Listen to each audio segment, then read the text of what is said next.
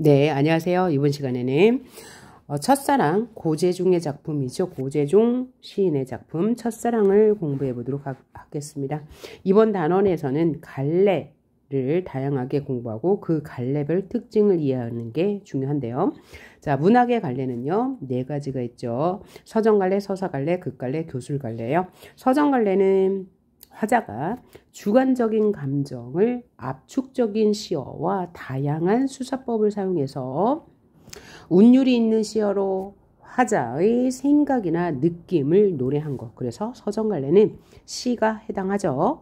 그 다음에 서사갈래는 서술자가 허구의 이야기를 갈등을 중심으로 전개하는 문학을 서사갈래라고 해요. 그래서 소설이 이에 해당하는 거고요. 극갈래는 희곡과 시나리오가 극갈래에 속하죠. 그래서 연극의 대본, 드라마나 영화의 대본을 극갈래라고 하는데, 희곡과 시나리오도 역시 소설갈래처럼 갈등을 중심으로 전개되는 허구가 있는 문학인데, 얘는 무대 상연을 전제로 하기 때문에 특별한 용어가 따라붙죠. 그 다음에 교술갈래는 교훈적 내용을 담고 있는 문학이죠. 그래서 작가의 실제 경험이나 사실, 생각 따위를 독자에게 전달하고자 하는 문학의 갈래로서 수필이 대표적이죠. 그래서 여러분들은 이 서정갈래에서 고재중의 첫사랑을 배우게 될 것이고, 서사갈래에서는 돌다리, 그 다음에 극갈래에서는 성난기계, 교술갈래에서 상기를 배우게 될 거예요. 자, 그럼 오늘은 첫사랑이라는 시 함께 공부해 보도록 합시다. 첫사랑이 은근히 내용 파악이 좀 어렵습니다. 자, 그러면 1, 2, 3, 4 연으로 되어 있는 첫사랑 보도록 할게요. 자, 일단 보면 흔들리는 나뭇가지에 꽃 한 번 피우려고 눈은 얼마나 많은 도전을 멈추지 않았으랴 라고 했는데, 자, 이게 무슨 얘기일까요? 눈이 도전을 하고 있대요. 그러면 이런 거 한번 생각해 보시면 좋을 것 같아요. 자, 이렇게 나무가 있어요. 그러면 여기 뭐 가지도 있겠죠. 그러면 여기에 흰 눈이 내려요. 흰 눈이 내리는데 이 눈은 왜 내리냐? 나뭇가지에 닿으려고 내려요. 이 나뭇가지에 닿으면 이게 바로 눈꽃이 되는 거죠. 이 눈꽃은 바로 첫사랑입니다. 첫사랑. 이것을 이 눈이 나뭇가지에 앉는 것을 첫사랑에 비유한 것이고, 그 다음에 시간이 지나서 이렇게 겨울이 지나면 또 다시 봄이 오겠죠. 봄에 이 한 번 된 자리, 한 번 된 자리에, 이 한 번 된 자리는 바로 눈꽃이 앉았던 자리겠죠. 즉 첫사랑이 이루었던 자리에 봄꽃을 피워요. 이 봄꽃은 뭐냐면 성숙한 사랑입니다. 성숙한 사랑. 그래서 이 자연물을 통해서 눈과 나무라는 자연물을 통해서 사랑의 의미를 생각해 보는 시라고 하겠어요. 그러면 화자는 지금 이 내리는 모습을 관찰하고 사색하여서 시간이 한참 지난 다음에 이 나뭇가지에 눈이 앉았던 그 자리에 봄꽃이 피는데, 이 봄꽃은 첫사랑, 많은 도전과 시련 끝에 나눈 첫사랑 후에 오는 성숙한 사랑의 아름다움에 대해서 노래하고 있는 거예요. 원래 시라는 것이 어떤 대상, 그 대상이 사람이 아닐지라도 자연물이건 동물이건 이런 대상을 통해서 우리 삶의 의미를 생각해 보는 게 시의 본질이잖아요. 그래서 이 나뭇가지에 눈이 내리는 모습, 이것은 바로 첫사랑을 이루려고 애쓰는 모습일 거야. 화자는 그렇게 생각한 거죠. 그래서 눈 내리는 모습을 관찰한 다음에 저 눈, 야, 나뭇가지에 앉으려고 얼마나 많은 도전을 했을 거야 라고 생각하고 있는 거예요. 자, 따라서 흔들리는 나뭇가지는 사랑의 대상이 되는 거고요. 이 꽃은 뭐가 돼요? 사랑이 되는 거고, 이 눈은 사랑을 이루려는 주체가 되는 거죠. 그렇죠? 그러니까 주체가 눈이에요. 눈이 얼마나 많은 도전을 했어. 그러니까 대상을 의인화한 거죠. 눈을 의인화한 거죠. 이 의인화라는 말을 눈을 의인화했다, 눈에 인격을 부여했다, 혹은 수동적인 대상을 능동적 주체로 설정했다. 그래서 첫사랑의 시련을 이기고 난 후에 아름다운 사랑, 성숙한 사랑의 아름다움에 대해서 노래하고 있다라고 하면 맞는 말이 될 거예요. 자, 그러면 표현법은 이따 보고요. 일단 눈이 흔들리는 나뭇가지에 꽃 한 번 피우려고 얼마나 많은 도전을 했어 라고 하면서 서리법을 통해서 대상에 대한 감탄, 그 대상은 눈이죠. 화자가 집중하고 있는 것은 눈이에요. 눈이 사랑을 이루려고 하는 주체예요. 그래서 서리법을 통해서 즉 영탄적 어조를 통해서 화자의 감정을 드러내고 있습니다. 자, 영탄적 어조라고 하는 것은 감정을 드러내는 어조예요.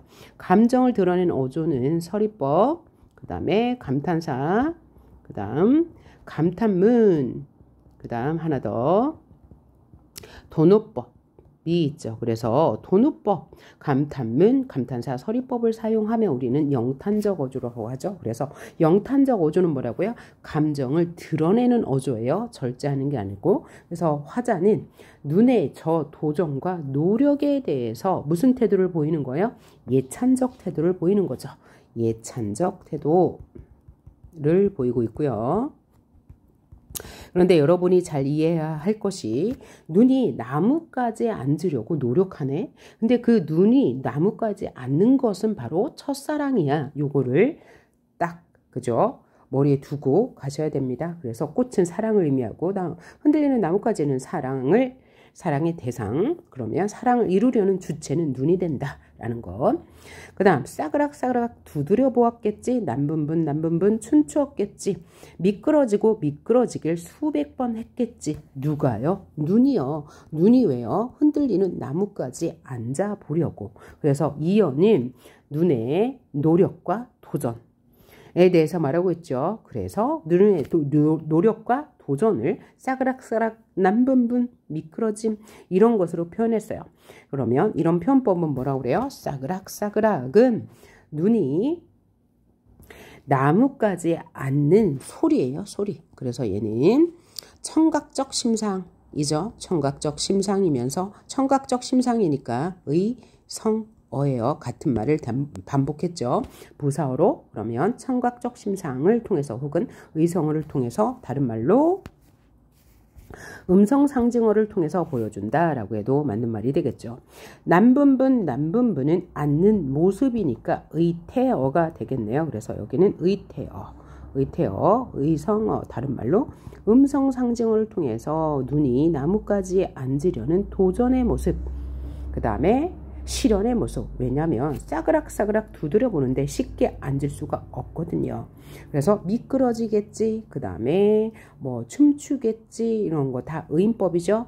눈이 나뭇가지에 내려 앉으려고 애쓰는 모습을 음성상징어, 의태어, 의성어를 통해서 보여주고 있어요. 의성어 있고 얘는 뭐죠? 의성어니까 청각적 이미지, 남분분 춤추는 모습이니까 시각적 이미지를 통해서 보여주고 있고요. 미끄러지고 미끄러지길 수백 번, 이건 뭐죠? 눈의 실현과 도전 또 노력이라고 볼 수 있는 거예요. 그래서 이 눈이 나뭇가지에 한번 앉아보려고 얼마나 애썼을까라는 표현인데 표현법도 다 그냥 함께 보도록 하죠. 자, 뭐뭐 했겠지 뭐요? 동일한 종결어미 반복이죠. 뭐뭐 했겠지 그 다음에 미끄러지고 미끄러지다는 뭐야? 같은 단어의 반복. 그 다음에 음성 상징어도 같은 말을 반복하니까 운율 형성 요소일 거예요. 음성 상징어의 반복 등을 통해서. 그죠? 운율 형성하고 또 하나는 싸그락 두드려 보았겠지. 남분분 춤추었겠지. 문장 구조가 같네요. 그래서 유사한 문장 구조의 반복을 통해서 운율을 형성한다. 유사한 문장 구조의 반복이 연달아 나왔으니까 뭐예요? 대구법을 통해서 운율을 형성한다. 자, 이 모습은 눈이 나뭇가지에 앉으려고 노력하고 도전하는 모습에 대해서 보여주고 있는 거예요. 그 다음 이렇게 노력해서요. 비바람 한 자락 불면 휙 날아갈 사랑을 위하여 햇솜 같은 마음을 다 퍼준 다음에야 마침내 피어낸 저 황홀을 보아라. 그러면 이렇게 수많은 도전 끝에 눈이 나뭇가지에 앉았죠. 이것을 바로 뭐라고 그랬어요? 마침내 피어낸 저 황홀이라고 했어요. 이 황홀은 뭐예요? 그러니까 눈이 나뭇가지에 앉은 모습. 이것은 화자는 첫사랑이라고 이야기해요. 이 첫사랑은 무슨 꽃이에요? 눈꽃입니다. 이 눈꽃이라는 게 중요해요. 자, 마침내 피어낸 저 황홀은 눈이 나뭇가지에 앉은 모습을 형성한 거고, 이면적으로는 첫사랑을 이뤘다라고 생각하시면 되겠고요. 이것은 바로 눈꽃입니다. 왜 눈꽃이라고 강조하냐면 그 한 번 된 자리에 세상에서 가장 아름다운 상처를 터뜨린다라고 했는데, 세상에서 가장 아름다운 상처, 이 상처가 뭐예요? 봄꽃입니다. 봄에 꽃을 피운 모습. 이것은 그러니까 첫사랑이 아니라 성숙한 사랑이죠. 그러면 이 첫사랑은 어떤가요? 바람 한 자락만 불어도 휙 날아가요. 휙, 음성 상징어 있네요. 휙 날아가요. 그러니까 이 첫사랑은 순간적인 속성을 가지고 있어. 첫사랑의 순간성. 자, 우리가 첫사랑은 그죠? 순간적으로 다가왔다가 미숙한 사랑이에요. 미숙하기 때문에 바람 한 잔만 불어도 그죠? 휙 날아가 버리는 속성이 있죠. 그래서 첫사랑의 순간적인 속성, 미숙한 사랑을 말하고 있고요. 그런데 이렇게 순간적으로 날아가 버릴 사랑을 위해서 햇송 같은 마음, 그럼 이 햇송 같은 마음의 원관념은 뭐예요? 눈의 마음이죠.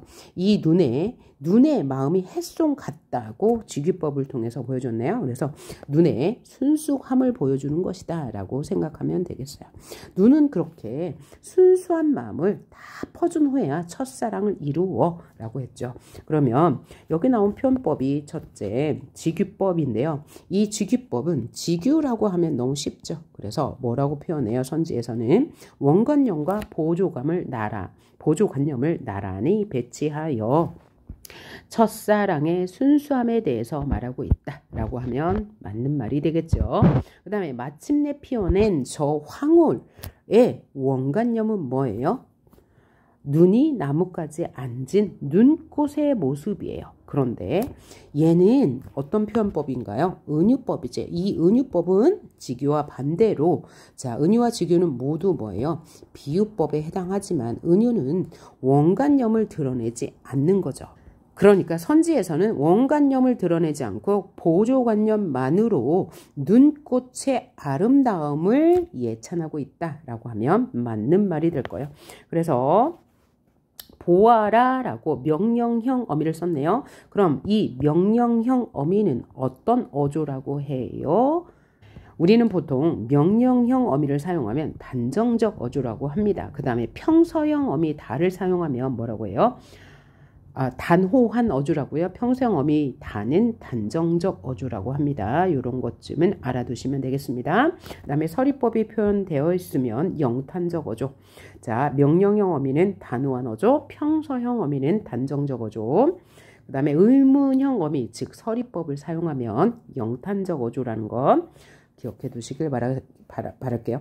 자, 그래서 여기서 중요한 것은 시어 두 개예요. 가장 중요한 것은 이거. 마침내 피어낸 저 황홀은 눈꽃의 아름다움이에요. 이 눈꽃은 첫사랑을 의미하고요. 봄이면 그 한 번 된 자리에 세상에서 아름다운 상처를 터뜨려. 그럼 이 아름다운 상처의 원관념은 뭐라고요? 봄꽃. 이 봄꽃이 의미하는 화자의 의도는 뭐예요? 성숙한 사랑. 첫사랑을 이루고 난 후에 성숙한 사랑의 아름다움. 그런데 그 첫사랑은 쉽게 이루어지지 않아요. 수많은 도전과 실험 끝에 첫사랑을 이루고 난 후에 성숙한 사랑이죠. 이것을 만약에 이 꽃을 사랑이라고 말하지 않고 인생이라고 말한다면 뭐가 되겠어요? 수많은 도전과 실험 끝에 찾아온 삶의 성숙이라고도 말할 수가 있는 거예요. 그러니까 이 시는 자연물을 통해서 인생의 진리를 보여주고 있는 거죠. 그리고 여기서 한 번 된 자리는 어떤 자리예요? 그 한 번 된 자리는 바로 첫사랑이 앉았던 자리, 즉 눈이 처음에 나뭇가지에 앉았던 자리니까 요 자리예요. 그 한 번 된 자리는 첫사랑을 이뤘던 자리. 즉 눈꽃이 앉았던 자리에 봄이 되면 봄꽃이 피는 건데 와 정말 아름답구나 라고 하면서 현재형 어미를 썼네요. 현재형 어미의 효과는 뭐야? 현장감, 생동감을 줄 수 있는 효과가 있습니다. 자, 그래서 이 시는 겨울철에 눈이 나무까지 앉는 것을 첫사랑, 즉 눈꽃을 피우는 것을 첫사랑으로 비유하고 그 자리에 봄꽃을 피우는 모습을 성숙한 사랑이라고 비유해서 이 사랑의 아름다움, 성숙한 사랑의 아름다움에 대해서 예찬적 태도를 보이고 있습니다. 흔들리는 나뭇가지는 바로 사랑의 대상이 되는 거고 꽃 한 번 피우려고 그러면 이 꽃의 원관념은 뭐예요? 사랑이 되는 거죠. 눈은 얼마나 도전을 멈추지 않았어요. 눈을 의인화했고요. 그 다음에 아나스리아 하면서 영탄적 태도를 영탄적 어조를 보여주고 있죠. 이 영탄적 어조에서 화자의 이 눈에 대한 예찬적 태도를 볼 수 있어요. 싸그락싸그락 두드려 보았겠지 남분분 춤추었겠지 대구법 있고요. 싸그락싸그락 음성상징어, 남분분 음성상징어인데 싸그락은 의성어, 그러니까 청각적 심상, 남분분은 시각적 심상. 미끄러지고 미끄러지길 수백 번. 그래서 운율을 형성하는 요소가 되게 많아요. 음성상징어의 사용, 종결어미의 반복, 그 다음에 같은 단어의 반복, 대구법, 유사한 통사구조를 반복했다 라고 할 수 있죠. 이렇게 노력한 다음에 그 자리에 꽃을 피웠어요. 그것은 바로 무슨 꽃? 눈꽃입니다. 눈꽃. 이 눈꽃이 바로 첫사랑이에요. 그런데 이 첫사랑은 매우 순간적인 속성을 가지고 있고 쉽게 날아가는, 쉽게 부서지는 특성을 가지고 있어요. 그 특성을 뭐라고 하고 있어요? 바람 한 자락 불면 휙 날아가는 사랑이라고 이야기하겠죠. 그러면 이 사랑은 뭐예요? 꽃이 되는 거예요. 햇솜 같은 마음, 이 첫사랑이 순수한 마음을 다 파워준 후에 마침내 피어낸 저 황홀은 눈꽃의 아름다움을 운유법을 통해서 보아라 명령형 어미를 통해서 단호한 어조로 말하고 있습니다. 봄이면 이 가지는 사랑의 대상이죠. 그 한 번 된 자리에 세상에서 가장 아름다운 상처를 터뜨리는데 그 아름다운 상처는 성숙한 사랑이다. 봄꽃이다 라는 것 이해하시면 되고요. 그 다음에 이 시의 특성은 제가 역설법을 얘기 안 했네요. 이 시에서 가장 중요한 표현법이 바로 역설법이죠. 그 역설법이 여기에 나왔죠. 아름다운 상처. 자, 그러면 역설법은 모순 형용을 통해서 그 이면의 진실을 강조하는 건데 모순 형용이라는 것은 긍정어와 부정어가 대립하는 거죠. 자, 상처는 왜 그러면 상처일까요? 여러 시련과 도전 끝에 이룬 성숙한 사랑이니까 상처라고 할 수 있고 아름다운 것은 뭐예요? 그런 시련을 모두 견뎠기 때문에 성숙한 사랑을 이뤘어요. 그래서 이면의 진실은 뭐예요? 이게 바로 주제가 되는 거죠. 수많은 도전과 시련을 통해 이룬 성숙한 사랑의 아름다움, 이것이 바로 주제가 되는 거예요. 자, 그래서 이 시의 특징은 역설, 음성상징어, 대구법, 종결어미, 반복, 직유, 은유 등을 통해서 이 성숙한 사랑의 아름다움에 대해서 예찬하고 있는데요. 그 다음에 감각적 이미지를 보면 싸그락싸그락 청각이고요. 남분분 모든 시에는 시각적 심상이 있죠. 그래서 청각적 심상 또 시각적 심상 나오고요. 한 번 된 자리니까 여기에는 촉각적 심상도 나오네요. 그래서 다양한 감각적 이미지를 사용하여 라는 말도 나올 수 있겠네요. 그리고 가장 큰 특징이 자연현상, 눈이 내리는 모습이죠. 나뭇가지에 꽃이 피는 모습이에요. 자연현상을 통한 깨달음을 사랑에 비유했다 혹은 인간 사이에 비유했다 라는 말이 나올 수 있고요. 또 이렇게 자연에서 일어나는 일들을 인간사에 확대해서 보았으니까 이런 표현법을 우리는 뭐라고 그래요? 유추라고 하죠. 그래서 유추를 통해서 성숙한 사랑의 아름다움을 예찬하고 있다라는 말도 나올 수 있죠. 이 시에서 가장 중요한 게 뭐라고요? 마침내 피어낸 저 황홀은 눈꽃의 아름다움, 그 다음에 첫사랑을 의미하는 거고 세상에서 가장 아름다운 상처는 역설을 통해서 또 운율을 통해서 성숙한 사랑, 즉 봄꽃의 아름다움을 보여주고 있다. 이게 가장 중요한 것이 되겠습니다. 그 다음에 여러분 학습 활동에 보면, 교과 학습 활동에 보면 가시리라는 시가 나와 있어요. 이 가시리는 고전시가죠. 고전시가 중에서도 고려가요예요. 고려가요인데 얘도 이제 사랑에 대해서 이야기하고 있죠.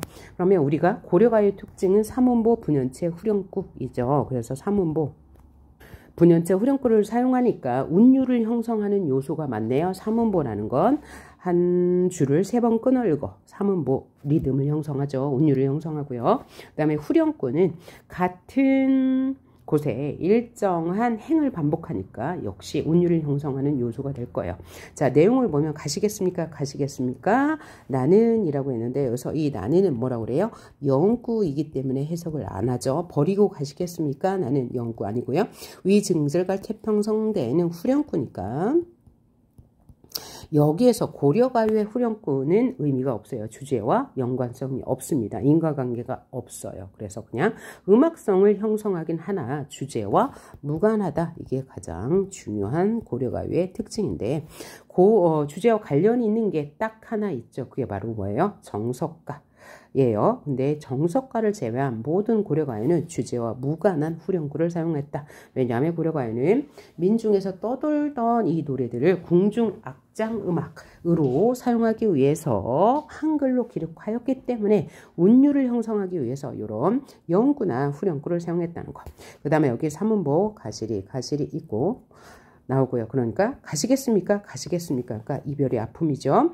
떠나는 님을 잡고 싶은 마음. 그 다음에 날려는 어찌 살라고 버리고 가시겠습니까? 그랬어요. 원망이죠. 나 어떻게 살라고요? 원망의 정서 나왔고요. 그 다음에 잡아두고 싶지만 시원하면 아니올세라. 그래서 잡아두고 싶지만요. 당신이 서운해하면 아니올까 두려워요. 그래서 나는 보내는 거죠. 그래서 이별에 대해서 이 화자는 소극적 태도를 보이고 있는 거죠.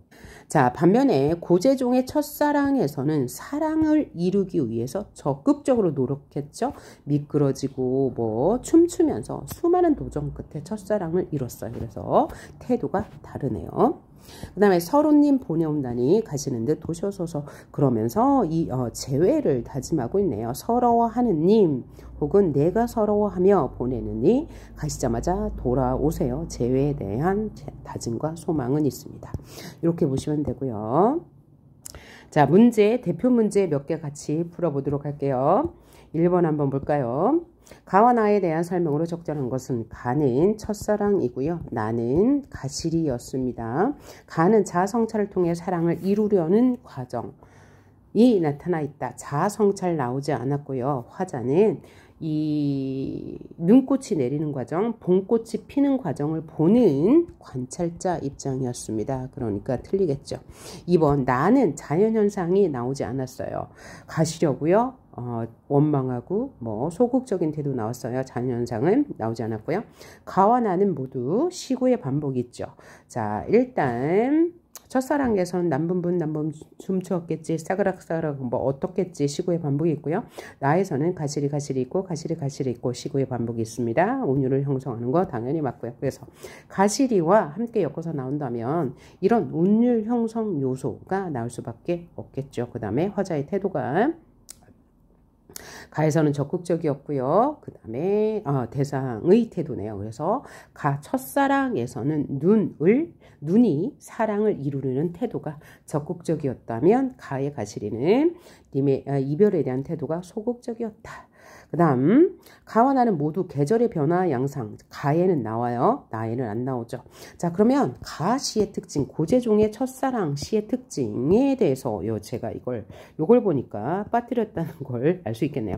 그게 뭐냐면 시간의 흐름에 따라야 시상이 전개된다 라는 말 나올 수 있죠. 시간의 흐름은 추보식 구성 이라고도 할 수 있죠. 추부식 구성에 따라 시상이 전개된다. 다른 말로 또 뭐라고요? 계절의 변화에 따라 계절의 흐름. 왜?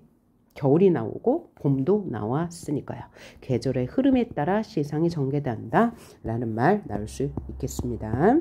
그 다음에 5번 가와 나는 모두 인내와 헌신으로 피어낸 사랑과 정신적 성숙, 가는 맞는데 나는 피어낸 사랑이 없고 이별이니까 해당되지 않겠죠. 그 다음 두 번째 문제는요. 표현상의 특징을 묻는 문제예요. 1번 서리적 표현 끊어서 맞고요. 눈의 노력을 부각하고 있죠. 남분분 춤추었겠지. 그 다음에 얼마나 많은 도전을 멈추지 않았으랴에 드러나 있고요. 2번 직유법 있었죠. 순수한 마음을 햇솜에 비유했어요. 원관념과 보조관념을 나란히 배치했죠. 그 다음 의인법을 사용하여 눈을 사랑을 이루는 주체 사람처럼 표현했고요. 4번 은유법을 사용하여 봄꽃을 마침내 피어낸 저 황홀. 은유법 두 군데 있습니다. 마침내 피어낸 저 황홀. 또 하나는 세상에서 가장 아름다운 상처 두 군데 나타났으니까 맞는 거고요. 그런데 여러분 이렇게 속지 마세요. 마침내 피어낸 저 황홀은 첫사랑이잖아요. 그래서 이 첫사랑은 바로 봄꽃이 아니고 눈꽃을 말하는 거예요. 이거 속지 마시고. 그러면 성숙한 사랑은 아름다운 상처라고 했죠. 여기도 은유법은 맞습니다. 그래서 이 아름다운 상처는 무슨 꽃? 봄꽃. 마침내 피어낸 저 황홀경은 눈꽃을 말합니다. 요거 주의하시기 바랍니다. 자, 그 다음에 도종환의 흔들리며 피는 꽃이라는 시 함께 볼게요. 이 시와 첫사랑의 공통점이 많기 때문에 연관해서 나올 수 있겠죠. 자, 볼게요. 흔들리지 않고 피는 꽃이 어디 있으랴? 라는 서리법. 자, 그러면 화자의 생각은 어때요? 화자의 감정은 모든 꽃은 흔들리면서 핀다. 그러면 이 꽃이 정말 꽃도 될 수 있지만 자연물이 꽃도 우리 인생이라고도 볼 수 있죠. 우리 인생은 다 흔들려. 여기서 흔들린다는 것은 바로 시련을 말하겠죠. 그 다음 이 세상 그 어떤 아름다운 꽃도 다 흔들리면서 피어났니? 흔들리면서 줄기를 곧게 세워나니 흔들리지 않고 가는 사랑이 어디 있으랴. 그러니까 사랑과 꽃은 같은 말이네요. 조응하는 시어예요. 그래서 이 꽃은 사랑이라고도 볼 수 있고 우리의 삶이라고도 볼 수 있겠네요. 그러니까 사랑은 모두 시련이 있어. 그래야지 사랑을 이룰 수 있어 라고 말하는 거죠. 서리법이 계속 반복되고 있고요. 흔들린다 라는 시어도 반복되고 있네요. 젖지 않고 피는 꽃이 어디 있으랴. 그러니까 꽃을 피우려면 젖어야 돼. 그러면 젖는다는 것은 시련을 말하겠네요. 또 서리.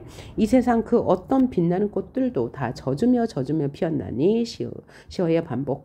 바람과 비에 젖으며 꽃잎 따뜻하게 피었나니 젖지 않고 가는 삶이 어디 있으랴.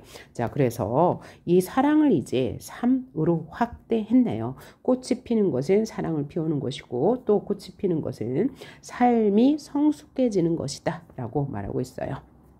유사한 시구의 반복도 보이네요. 다 흔들리면서 피었나니, 다 젖으며 피었나니, 그 다음에 곧게 세웠나니, 따뜻하게 피었나니. 이것도 유사한 문장 구조의 반복이네요.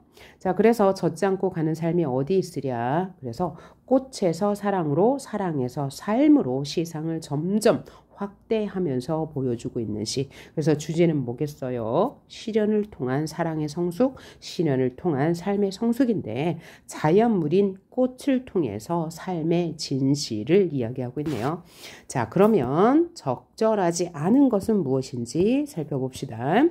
자, 1번 서리적 표현, 의미를 부각. 맞죠? 시각적 이미지는 모든 시에 나타나 있다고 했어요. 맞는 말이고요. 자연현상을 인간의 삶과 관련지어 설명했죠. 유사한 시어나 시구의 반복이 있죠. 당연히 운율 형성되고요. 계절의 흐름에 따른 대상의 변화 모습. 자, 첫사랑은 계절의 흐름이 있었어요. 눈꽃이 피는 거, 봄꽃이 피는 거. 하지만 이 시는 대상의 계절의 흐름이 없었어요. 그 다음에 대상의 변화 모습도 없었네요. 자, 다음 외부 지문 함께 공부해 보도록 할게요. 김춘수의 꽃이라는 작품이네요. 내가 그의 이름을 불러주기 전에는 그는 다만 하나의 몸짓에 지나지 않았다. 내가 그의 이름을 불러주었을 때 그는 나에게로 와서 꽃이 되었다. 이것은 자연현상을 노래한 게 아니고요. 우리의 존재, 우리 삶의 존재의 가치와 관계의 가치에 대해서 말하고 있는 거예요. 그죠? 내가 그의 이름을 불러주었어요. 그의 이름을 불러주니까, 불러주기 전이죠. 그러니까 세모. 부정이 되겠네요.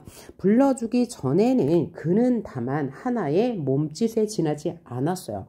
그런데 내가 그의 이름을 불러주니까 그는 나에게로 와서 꽃이 되었다. 여기서 꽃은 의미 있는 관계라고 할 수 있겠죠. 그러면 내가 그의 이름을 불러주는 행위를 해야 우리는 의미 있는 관계를 맺을 수 있다. 관계는 노력이 필요하다라고 말하고 있죠. 그러면 나는 행위에 여기서 주체가 되는 거고 그는 행위의 대상, 그죠? 이 되겠네요. 그럼 여기서 꽃은 의미 있는 존재니까 첫사랑에 눈꽃이 피는 것 그리고 봄꽃이 피는 것과 대응할 수 있겠네요. 그래서 여기 전문이 다 나오진 않았네요. 그런데 이 시의 주제는 진정한 관계는 대상을 인식하고 노력함을 통해서 이루어진다라는 주제 하나랑 존재의 본질이 무엇일까라는 존재론적 입장에서 이 시를 끌어나가고 있어요. 그래서 조금 철학적인 시인데 여러분이 이 시는 많이 알고 있을 것 같아요. 그래서 존재 본질에 대한 탐구가 이 시의 주제가 됩니다. 자, 그러면 적절하지 않은 것을 첫사랑과 관련해서 풀어보시면 되겠습니다. 1번 보기의 행위의 주체인 나는, 그죠? 여기에서 지금 나가 당신의 이름을 불러주는 행위의 주체죠. 가에서는 눈이죠. 눈이 나뭇가지 행위의 대상에 앉으려고 노력하는 모습이니까 맞는 말. 2번 복의 이름을 부르는 행위는 뭔가 행동을 하는 거죠. 가에서는 도전하려고 남분분 춤추는 거, 싸그락싸그락 도전하는 거, 거기에 해당하는 거 맞는 거. 선제 3번 보기에서 꽃이 되었다라는 표현은 가에서는 꽃을 피웠다라는 말과 대응할 수 있겠죠. 그러다가 수많은 희생과 도전을 끝내서 마침내 피어낸 저 눈꽃 황홀과 종이 되네요. 4번 보기의 그는 행위의 대상 이라는 점에서 맞죠. 행위의 대상, 내가 행위의 주체고요. 가의 흔들리는 나뭇가지와 통한다 라고 했는데 맞네요. 나뭇가지가 행위의 대상이고 눈이 행위의 주체였으니까요. 그 다음 5번 보기의 그는 나에게로 와서 라는 표현은 가가 남분분 춤추었겠지와 의미가 통한다 라는 말은 틀리죠. 그가 나에게로 와서 꽃이 되었다는 거죠. 그러면 자, 그가 나에게로 온 것은 뭐예요? 햇송 같은 마음을 다 퍼준 거죠. 남분분 춤춘 게 아니고, 자, 시어를 보면 그가 나에게로 와서 꽃이 되었잖아요. 그러니까 사랑을 이루기 바로 직전의 행동이죠. 그러면 이 시에서 사랑을 이루기 바로 직전에 뭐 했어요? 햇송 같은 마음을 다 퍼본 다음에야 마침내 피어낸 저 황홀이라고 했으니까 황홀 즉 꽃을 피우기 이전의 행동은 뭐야? 햇송 같은 마음을 다 퍼준 거예요. 남분분 춤춘 것은 도전한 것이죠. 그렇죠? 얘는 도전에 해당하고 이거 그에게로 와서 꽃이 되었던 사랑을 피웠다라는 거니까 사랑을 피우기 이전의 행동은 햇송 같은 마음을 다 퍼준 거라고 생각하셔야 될 것 같아요. 자, 그 다음 이 시에 역설법이 쓰였으니까 얘가 역설인지 반어인지 구분하는 문제는 꼭 나오겠죠. 그러면 이 역설법이 나타나지 않은 것 봅시다. 1번 허공이 소리친다. 허공 뚫고 온몸으로 하자. 저 캄캄한 대낮 관역이 달려온다. 이윽고 관역이 피뿜으로 쓰러질 때 단 한 번 우리 모두 화살로 피를 흘리자. 라고 했는데 이 시가 좀 어렵죠. 고은의 화살이라는 시인데요. 이 시는요. 민주화를 위해서 우리가 뭔가 노력하자라는 시예요. 독재시대에 저항하자라는 시인데 봐요. 허공이 소리친대요. 허공은 소리칠 수가 없는데 일단 허공이 소리친다라고 했으니까 일단 그렇게 보고요. 허공을 뚫고 온몸으로 하자. 뭐랄까요? 저 캄캄한 대낮 관역이 달려온다. 관역이 달려올 수 있나요? 없죠. 허공이 소리칠 수 있나요? 역설입니다. 역설이에요. 여기 원래는 관역을 향해 화살이 달려가야 되는 거죠.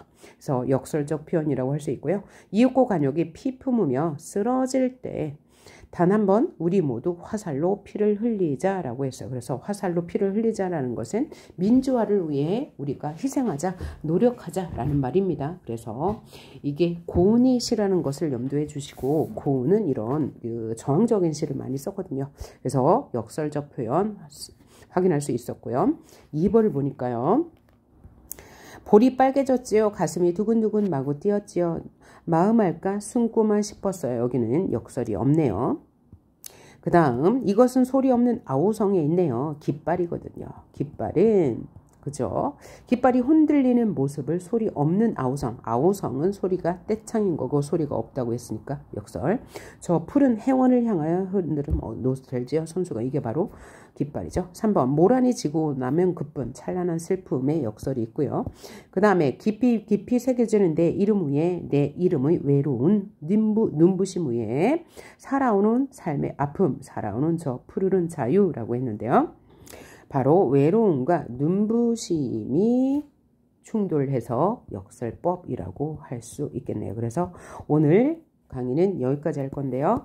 우리 오늘 한 게 고제 중에 첫사랑입니다. 첫사랑은 처음에 이제 눈이 나뭇가지에 앉는 것을 첫사랑이라고 표현했고, 그 한 번 된 자리, 첫사랑이 있었던 자리에 봄꽃을 피우는 것을 성숙한 사랑이라고 하면서, 성숙한 사랑, 즉 시련과 도전을 통해 마침내 얻게 되는 성숙한 사랑의 아름다움에 대해서 노래한 시였습니다. 그래서 마침내 피어난 저 황홀이 말하고요. 눈꽃을 말하고요. 아름다운 상처가 성숙한 사랑, 봄꽃을 말한다는 것을 유의하시면 되겠습니다.